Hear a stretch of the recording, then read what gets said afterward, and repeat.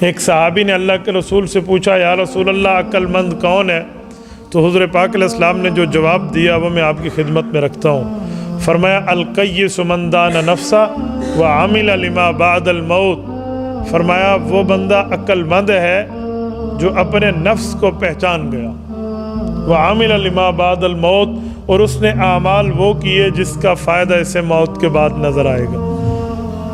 تو ہم میں عقل مند وہ نہیں ہے جو چرب زبان ہے، عقل مند وہ نہیں ہے جو گفتگو میں دوسرے کو زیر کر لے، عقل مند وہ نہیں ہے جو دوسرے کے مال کو ہتھیا لے، کوئی ایران توران ادھر ادھر کی بات کوئی دائیں بائیں اس سے کر کے اس کو پھسلا دے، بلکہ عقل مند وہ ہے جو ایسا کام کرے جس سے اس کی دنیا بھی بہتر ہو، اس کی آخرت بھی بہتر ہو۔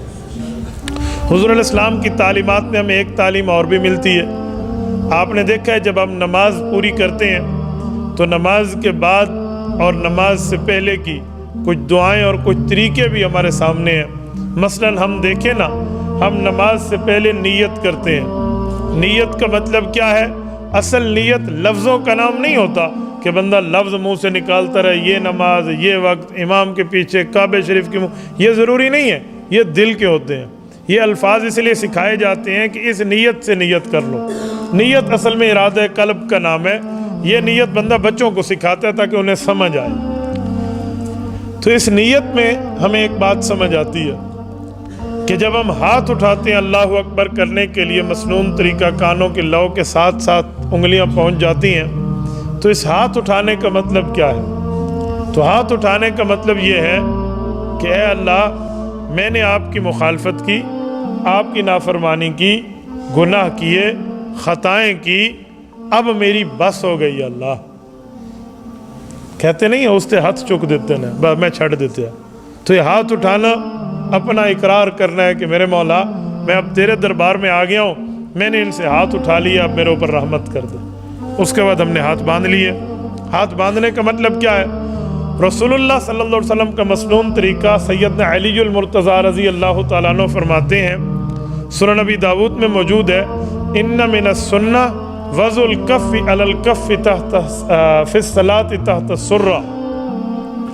حضور پاک علیہ السلام کا محبوب طریقہ نماز میں یہ تھا کہ حضور علیہ السلام دائیں ہاتھ کو اوپر، بائیں ہاتھ کو نیچے رکھتے اور اپنی ناف کے نیچے ہاتھ باندھ لیتے۔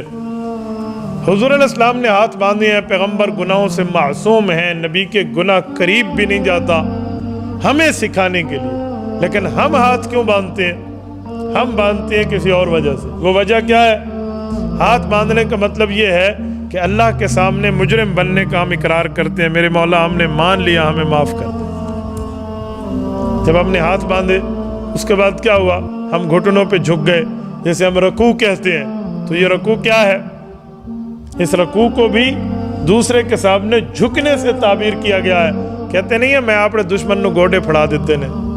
تو اے اللہ، ہم نے اپنے گھٹنے پکڑ لیے، ہمارے اوپر رحمت کر دے۔ ادھر آ کر بندے کی بخشش ہو جاتی ہے۔ جب بندے کی بخشش ہو گئی، معافی مل گئی، مغفرت کا پروانہ مل گیا، تو پھر اس کے بعد ہم کھڑے ہوتے ہیں اور اعلان کرتے ہیں سمع اللہ لمن حمیدہ۔ اب سمع اللہ لمن حمیدہ کا لفظی ترجمہ ہے میرے اللہ نے بات سن لی، جس کی ہم تعریف کر رہے ہیں۔ سن لی کسے کہتے ہیں؟ سننے کا معنی کیا ہے؟ قبول کرنا۔ کہتے ہیں نا ہماری آج سنوائی ہو گئی، ہماری بات سنی گئی۔ کیا مطلب؟ ہماری بات کو مان لیا گیا۔ ہم نے کہا میرے مولا، ہم نے ہاتھ اٹھائے، ہم معافی مانگتے ہیں، ہم نے ہاتھ باندھے، ہم اقراری مجرم ہیں، ہم گھٹنوں پہ جھکے، اللہ معاف کر دے۔ جب رب نے مغفرت کر دی، پھر کہا سمع اللہ لمن حمیدہ، میرے اللہ نے میری بات کو سن لیا۔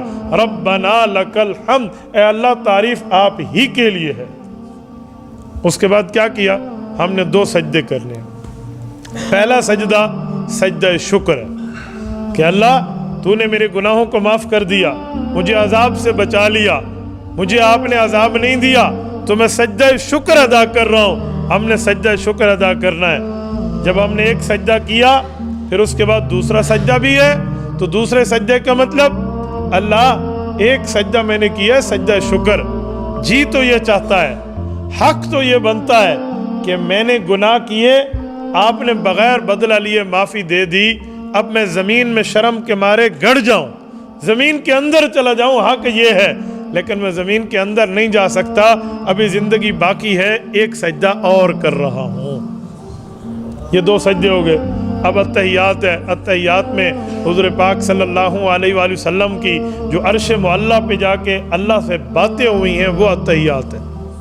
التحیات للہ والصلوات والطیبات، یہ حضور پاک علیہ السلام کا سلام ہے جو اللہ کی خدمت میں پیش کیا کہ میرے مولا مالی عبادتیں، بدنی عبادتیں اور جو عبادتیں نیات والی ہیں وہ ساری آپ کے لیے، یہ ساری نیاز مندی آپ کے لیے ہے، یہ سارا جھکنا آپ کے لیے۔ رب نے کیا فرمایا؟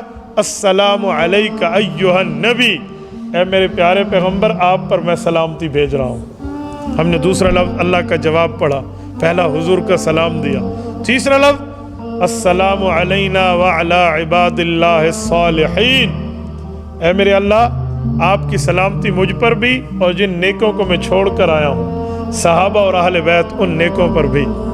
ہو گیا سلام؟ ہو گیا۔ یہ اتحیات ہے۔ پھر اشہد ان لا الہ الا اللہ کہہ کر ہم اس پر مہر لگاتے ہیں۔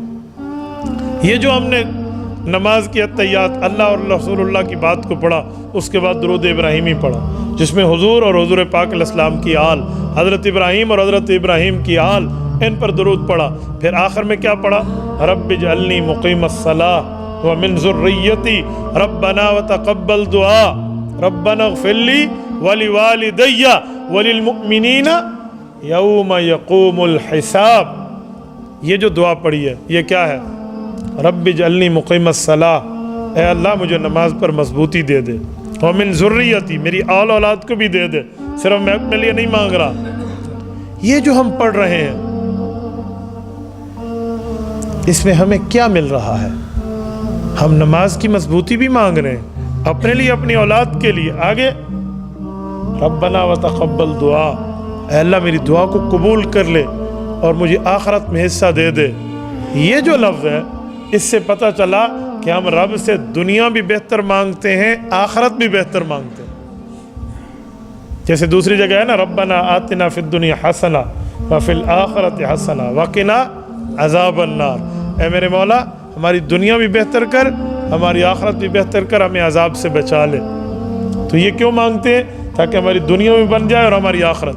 تو میں نے بات شروع کہاں سے کی تھی کہ اللہ کے رسول نے فرمایا القیس، عقل مند وہ ہے من دان نفسہ، جو اپنے نفس کو جان گیا کہ میرا نفس کیا ہے اور میرا رب کیا چاہتا ہے، یہ جان گیا۔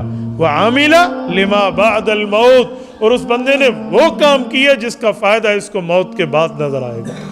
اس سے پتہ چلا دنیا ضرورت پوری کرنے کی جگہ ہے اور آخرت کے لیے اجر کمانے کا ذریعہ ہے۔